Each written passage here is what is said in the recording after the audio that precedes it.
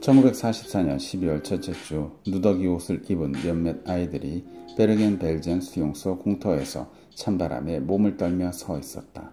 그들은 네덜란드에서 잡혀온 수십 명의 유대인 고아로 4년 6개월간 전쟁을 겪었고 몇 달이나 수용소 생활을 했다.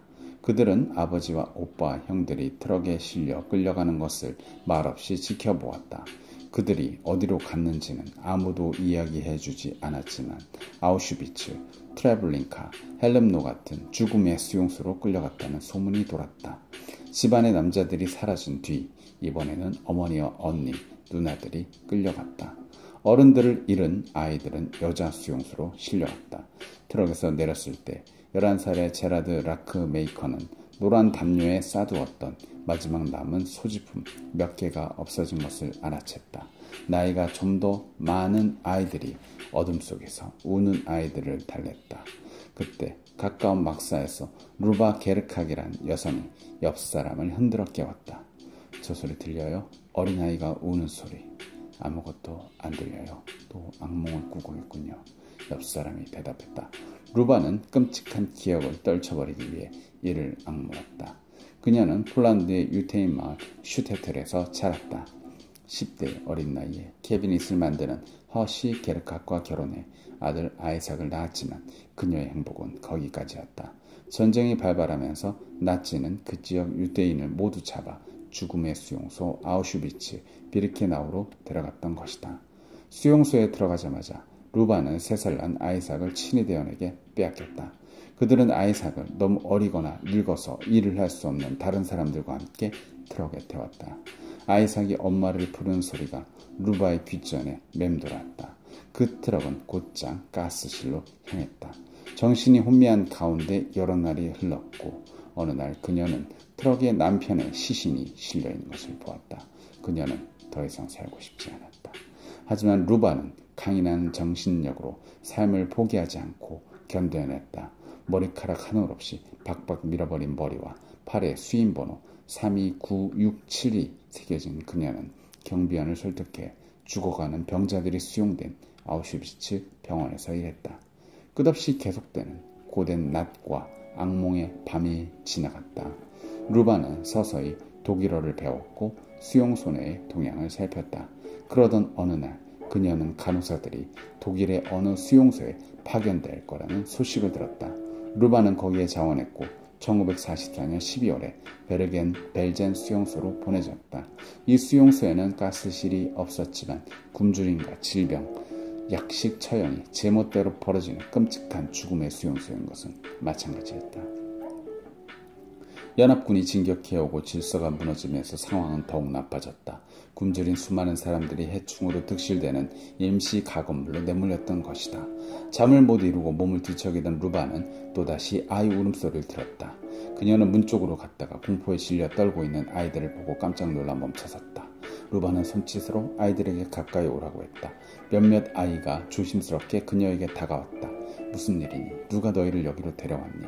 그녀가 속삭였다. 잭 로드리라는 소년이 어눌한 독일어로 나치 친위대원이 목적지도 말해주지 않고 이곳으로 데려왔다고 설명했다. 54명의 아이들 중에 가장 나이가 많은 패티 베르겐탐은 14살이었다. 루바는 생후 2년 6개월 된 스텔라 대견을 품에 안았다. 스텔라보다 더 어린 아이들도 있었다. 루바는 잭의 손을 잡고 따라오라고 손짓했다. 동료 몇 명이 아이들을 막사에 들인 것을 반대했다. 나치 친위대원을 조금만 자극해도 총살 당하는 것을 알고 있었다. 하지만 루바는 그것이 자신에게 주어진 사명이라고 생각했다. 그녀는 동료들에게 말했다. 이 아이들이 당신들 자녀라면 내게 외면하라고 말하겠습니까? 이 아이들은 모두 누군가의 자녀입니다. 그녀는 아이들을 안으로 데려왔다. 아침에 잭 로드리는 루바에게 아이들에 관한 이야기를 들려주었다. 그들의 아버지는 암스테르담 다이아몬드 업계의 핵심 인물이었고 독일은 그들의 다이아몬드 세공 기술이 필요했기 때문에 일시적으로 화를 면할 수 있었다. 하지만 곧 세공업자와 그 가족은 베르겐 벨젠으로 보내졌다. 그곳에서 루바가 부모와 헤어진 아이들을 발견한 것이다. 루바는 아이들을 보내준 신께 감사드렸다. 신은 그녀의 삶에 다시 의미를 준 것이다. 비록 자신의 아들은 죽음을 당했지만 이 아이들만 꼭 구하겠다고 다짐했다. 수십 명의 아이를 혼자서 돌볼 수 있었던 없었던 그녀는 한 친위대 장교에게 그 사실을 털어놨다. 그녀는 그 장교의 발에 손을 얹고 말했다. 아이들을 돌보게 해주세요. 전혀 문제가 되지 않을 겁니다. 약속합니다. 이유리인 아이들에게서 무언가 원하는 것이라도 있어? 그가 물었다. 나도 아이의 엄마이기 때문입니다. 난 아이슈비츠에서 아이를 잃었습니다. 슬프지만 담담한 목소리로 그녀가 말했다. 그 말을 듣고 있던 장교는 그녀의 손이 자신의 팔에 얹혀있다는 사실을 깨달았다.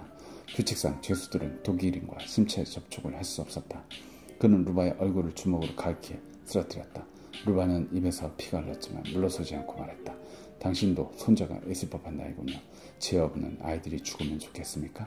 2살짜리, 3살짜리 아이도요. 누군가 돌보지 않으면 아이들은 죽을 겁니다. 그는 마음이 움직인 것인지 아니면 아이들을 어떻게 해야 할지 결정을 내리지 못했겠다는 것이 알 수 없었지만 내뱉듯 중얼거렸다. 이 망할 아이들을 돌보고 싶은 마음대로 하시오. 그런 루바는 그것만으로 만족하지 않고 말했다. 아이들이 먹을 음식이 필요합니다. 빵 좀 얻을 수 있겠습니까? 그는 그녀에게 빵 2덩어리를 얻을 수 있는 식권을 주었다. 수용소 사람들의 관심은 온통 음식에 쏠려 있었다. 배급량이 턱없이 부족했기 때문에 음식은 언제나 걱정거리였다. 검은 빵 한 조각과 수프 반 그릇으로 간신히 굶어주는 것을 면할 뿐이었다. 루바는 창고, 주방, 제빵소를 다니며 음식을 구걸했고 때론 훔치기도 했다. 아이들은 멀리서 그녀가 오는 것이 보이며 문 앞으로 몰려왔다. 루바가 온다. 우리가 먹을 음식을 가지고 와. 아이들은 루바를 잃어버리나 자신의 어머니처럼 소중하게 생각했다. 루바 아이들에게 생필품을 가져다 주었고 아픈 아이들은 간호해 주었다. 길고 캄캄한 밤에는 자장가도 불러주었다. 네덜란드어밖에 할 줄 몰랐던 아이들은 비록 그녀의 말을 듣지 못했지만 사랑만큼은 느낄 수 있었다. 몇 달 후 베르겐 벤젠에 수용된 사람들은 연합군이 진국해 오고 있다는 사실을 알았다. 1945년 매서운 거울이 물러가고 봄이 올 무렵 독일군 수용소 여기저기 널쳐있는 수치를 없애려고 했다. 하지만 그것은 불가능했다. 수용소 내 이질이 퍼져 아이들이 탈수해진 사람들이었고 발진 티스푸스에 고열과 두통에 시달린 아이도 많았다. 가까운 막사에서 암스테르담 출신의 소녀 아네 프랑크가 사망했다. 루바의 아이들도 여러 명이 병에 걸렸다. 그냥 아이들 사이로 오가며 먹을 수 있는 아이에게는 음식을 주고 열이 심한 아이에게는 아스피린을 나눠주었다. 그녀는 아이들에게 기적이 일어나게 해달라고 기도했다. 1945년 8월 15일 일요일 영국 탱크 한 대가 베르겐 벨젠 수용소로 들어왔다. 스프링커를 통해서 해방입니다. 해방되었으는 말이 6개국으로 흘러나왔다. 연합군은 약을 가져다 주었고 의사도 찾아왔다. 그러나 이미 너무 많은 사람이 세상을 떠난 뒤였다. 수용소에는 매장되지 못한 시체가 수천구나 있었고 송전에 있는 6명의 수용자 가운데 4분의 1이 사망했다. 다행히 18주 전에 루바가 발견한 아이들은 54명 중 52명이 살아남았다. 그들은 여행할 수 있으면 건강하기 때문에 영국 비행기를 타고 고향까지 갈 수 있었다. 루바 역시 그들을 돌봐주기 위해 통행했다. 한 네덜란드 관리는 훗날 이렇게 썼다. 아이들을 구해준 그녀에 감사드린다. 네덜란드인으로서 우리는 그녀에게 많은 빚을 졌다. 아이들이 부모님과의 기회를 기다린 동안 임시교처가 마련되었다. 국제 적십자사의 요청에 따라 루바는 여러 수용소에 수용되어 있던 40명의 전쟁 고아를 데리고 수용소로 갔다. 그리고 아이들의 새로운 삶을 시작했다. 그녀는 또 다른 수용소 생존자 솔 프레데릭을 만나 결혼했고 이후 미국으로 이주해 아이 둘을 낳았다. 그렇다고 그녀가 다른 사람들을 잊은 건 아니었다. 그 후 루바의 아이들은 어디든 성공한 삶을 살았다.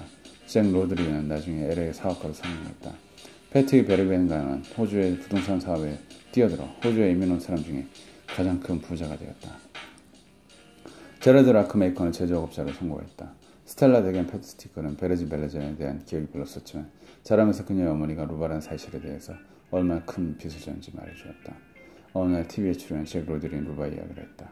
그녀가 어디에 살고 있는지 아는 사람이 방송국에 연락해 주십시오. 그때 워싱턴 DC에서 루바를 알고 있다는 전화가 왔다. 잭은 즉석에서 루바에게 전화를 적어놨고 일주일 만에 만난 두 사람은 서로 감격스럽게 포옹을